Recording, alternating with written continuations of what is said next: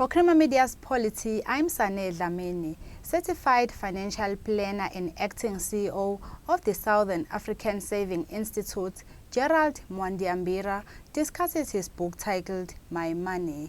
Welcome, Gerald. Always a pleasure to be here. Thank you. Can you briefly tell us what prompted you to write this book and who should be reading it? Well, what prompted me to write this book is life. It's the experiences which I have been through personally.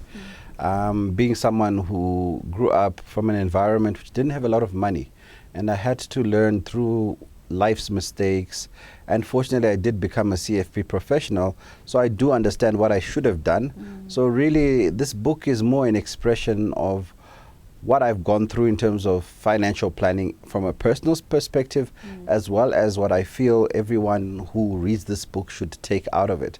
And in terms of who reads this book, it should be anyone. I would actually recommend the book more if you are young and starting out, so that you can not prevent yourself from falling into some of the pitfalls we all do. And I could notice that in the beginning of the book, you specifically talk to us as parents. Why is it important for us to teach our young kids so early about money? Well, I think the book it follows a life journey from birth till death. So if you follow the chapters, it starts off with childhood, adulthood drama, problems, and ends off with retirement. Yeah. So if you really want to start mastering and understanding money, you need to get the core skills and fundamentals when you're still a child. By the time many of us are adults, a lot of the money behaviors which drive what we do are already instilled, and it's much more difficult to break the habits. And I also noticed that you refer to money as a tool. Why? Because money is a tool. It's a piece of paper which you can use to do whatever you want. I think a lot of us forget that at times, and we treat it as though it's alive. Money is not alive. Money is a tool. You need to know what to do with it, and you tell it what to do. Now, if you do not tell your money what to do, often what happens is the people who we call the wealthy people, the rich people, have mastered the tool. So they simply manipulate it so that you end up serving money. So it's important that each and every one of us knows and realizes that money is a tool. We must treat it as that and not give it any more importance in our lives than any other tool we use. Can you also tell us, as a certified financial planner, like what kind of issues you deal with on a day-to-day basis, as well as when would someone come and approach you? At what stage? Well, everybody should have a financial planning professional, for the simple reason it's like your health or your lawyer. You're supposed to go for money checkups every year, and annual reviews, what we call it in our profession. And it doesn't need to only happen when something's wrong. Unfortunately, most people only think of financial advice when they're in debt, or they have to make big financial decisions, or they've already made those decisions. We need to, as South Africans, get into the habit of realizing that it's not about seeing a financial planner when you have money. It's about having that person as your partner in creating wealth through the journey of your life. So I would say, as you take your first job, select your financial planner and start making those goals so that he coaches you. Because essentially a certified financial planning professional is not just a financial advisor. No, he's a life coach. We are wealth coaches. What I encounter every day is couples going through marital problems because of money. What I encounter every day is families being destroyed because of money. And a lot of the time is because people have never taken the attention to treat money as something that's important and actually needs help from time to time. You've also had your fair share of issues when it comes to money. Can you just briefly share, and then how you managed to get out of those situations? Well, it's life. I mean, I lost my parents when I was young, and I became a parent at 23 for 4 young children. So it's about raising your siblings. It's about being an adult before your time. And that's forced me to encounter and treat money in a different perspective at a much younger age. I was having parental responsibilities at 23. And that's a totally different dynamic to someone who goes through varsity and gets to make the mistakes on their own. Now you're making the mistakes with family. So that's the journey most of us face. It's about realizing that if you don't make those key decisions early enough, they stick with you for a long time. Effectively, the rest of our life is defined by the financial decisions we make in our 20s and early 30s. Okay. And can you share a few mistakes people make, especially when they are joining like the working world? Because we know like people will be talking about buying expensive cars. What must they do? Yes, it's nice to aspire for nice things, but if you don't sit down with someone and set proper goals, you end up getting things in the wrong order. So it's not sometimes a matter of saying that, you know, you don't deserve a nice car. No, it's about saying before you buy a car, buy a house. Because if you get a bond before a car, it actually increases your net asset value. If you get a car before a house, it reduces your affordability for a bond, and actually you actually can't get a house as nice as you would like. It's about understanding that your first house should not be your death house. But because a lot of us make mistakes along the way, we buy one house in our lives, whereas our house should actually be, the first home should be a stepping stool to the next one and the next one and the next one. But because we never have those goals, we go into one house and 20 years later we're still sitting in that same house. And that's why you need a wealth coach or a life coach or a financial planning professional to sit down with you and say, you know what, this isn't the end of your life. Let's get a house for each of the children. Let's plan ahead. Let's set up a trust fund. Let's do all the things that money can help you do. Because many of us don't even realize the power of this little tool we call money and how it works and how it can work for you. You've also warned parents not to make the same mistakes that you say your parents did. Can you tell us why you think your parents made mistakes by like making debts in order to make sure that you and your siblings were well off? I think it's about parents make decisions thinking they're doing them for the children. And education, although being a key to success in life, it is not life. And sometimes parents sacrifice some of the important things in life for education's sake. So a lot of parents put their children in private schools which they know they can't afford. They know. Everyone knows when they pay the school fees that it's hard. The moment it's hard, you can't afford it. It's not a secret. It's not hard for you only. It's only hard because you can't afford it. The people who can afford that school don't moan about the school fees. So if you start sacrificing and diverting too many resources to something you can't afford, it means other areas of life start losing out. So maybe you start compromising the quality of the children's life. You start compromising your own life. When was the last time you went on a holiday? Oh, I'm doing this for my children. I'm doing this for my children. Your children will grow old and they'll leave. And then at that point, you'll ask yourself, where is your pension? Are you going to live off the government-funded pension at 1,650 Rand? It's not possible. So it's about saying, make measured decisions which balance your responsibilities with what you can afford. And it's not a bad thing to aspire for good things, but rather do it in a manner which is responsible and doesn't necessarily end up putting the family A into debt, or B, compromising the quality of family life. Because even if you're investing in your child's education, if you're going to come and shout at the child that the family is suffering because of your school, how is the child going to deal with going to school the next day? And this is a picture that's playing out every single day. Everyone right now, the craze is private schools. Private schools are designed for people who can afford the lifestyle. So if you're not yet there, it's fine. Then set a goal to get there one day. But don't jump into something you can't afford before it's time. You also say South Africans are bad when it comes to savings. You encourage savings clubs or stokvels. Why? Because saving and investing takes three elements. It's called sacrifice, commitment, and discipline. Most of us struggle with all three. Some of us, it's one or two. You're lucky. But for most people, sacrifice is hard. Discipline is even harder.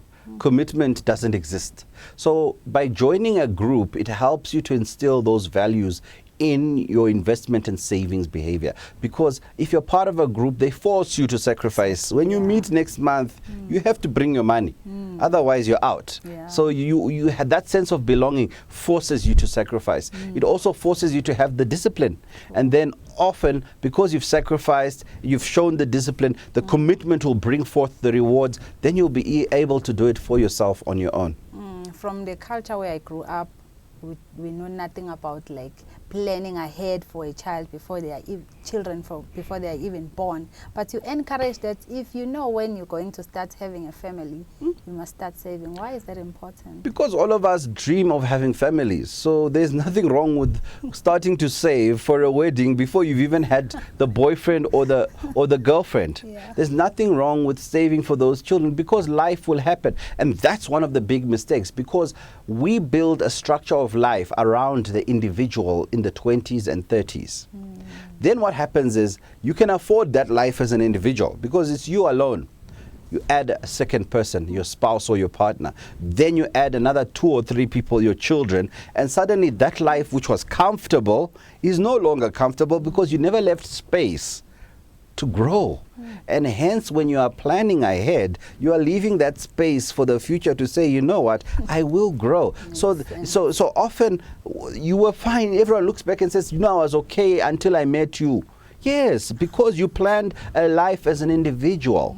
So because you aspire for family, start planning ahead so that you leave that buffer that when you do get married, you've got extra money and you can accommodate children. And that's the real reality. That's why people say, I earn too little to save.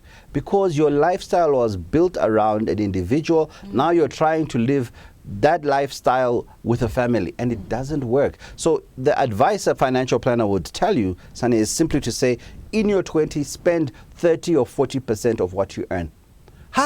But I've got 60% remaining. That 60% is looking ahead. It's the extra you're going to need to accommodate a spouse or a bigger house or a family. Then when those things come in, suddenly you're no longer spending 40%, you're now spending 60 to 80%, but now you're in a position where you're always comfortable.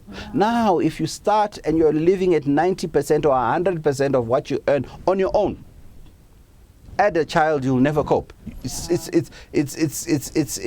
the logic. And all of us dream, no, I'll earn more money. If you're going to earn more money, either start a second income or whilst you have that extra 60%, start investing so it becomes that second income. You also talk about something that is very important, especially to ladies. The issue of wanting to live someone else's life. You want to live comfortably like the Joneses. Why is that dangerous? Social media. We are now a visual nation. Twitter, Instagram, Gram, whatever it is. You are watching someone else's life. But we're too busy looking at other people. We're not even living our own lives anymore. That's why it's important to have that life coach, because I bring you back and I say, Sonny, when was the last time you went on holiday? Stop looking at other people's holidays. Take your own Insta pictures on your holiday. So you start looking at yourself again. The reason why a lot of us have turned to living a life of watching other people is because we're too afraid and know that we haven't dealt with the things ourselves. So social media, having goals, having mentors, having people you aspire to be like, it's great. But you are not anyone else, you are you. And money is about understanding that your ability to master the tool is according to you. You can't be a billionaire if you haven't mastered the tool for yourself. Bill Gates, Oprah Winfrey, Steve Jobs, all those guys, all those people became billionaires by mastering their own money environment. What is your money environment? Have you mastered it? Are you buying according to your means? Are you creating the opportunity? Because if you don't, it won't happen. Another thing about wealthy people is they have more than one income stream. No one ever got wealthy with one job. It is impossible. You will live and you will die. If you want to create wealth, it's those investments, those savings, those extra income streams, those companies those people started, which created the wealth, which then becomes something else. And the illusion a lot of us are under is that I can do it just with one job. And the bad news, I'll tell you, you can't. You can't do it in one job unless you're a CEO of a big company. You need to really plan in terms of how do I create the other income streams, how do I create the wealth I need, and then you can start building a dream. Can you just quickly talk to the women all over the world? I'm sure today, we're celebrating International Women's Day. How do we make our money work for us? I think for women, the most important thing is, as a woman, you're challenged. Because every woman, as she walks around, carries 2 generations. Right now, you, Sunny, have got the eggs for your daughter, and your daughter's eggs are already inside there. So whenever a woman gives birth, she gives birth to a grandchild as well. So when you plan as a woman, plan for the grandchild, because that's who you are. That's the gift of being a woman. Another important thing for women is the man you choose. The man you choose is key. Do an ITC check on him. Make sure he's honest and a man of integrity, and make sure that you're always protected, because sometimes things don't work out in a relationship. So it's about starting to do those things. Another thing about women is that, you know, there's illnesses which are there these days, the cancers, etc., cervical cancer, breast cancer, you name it.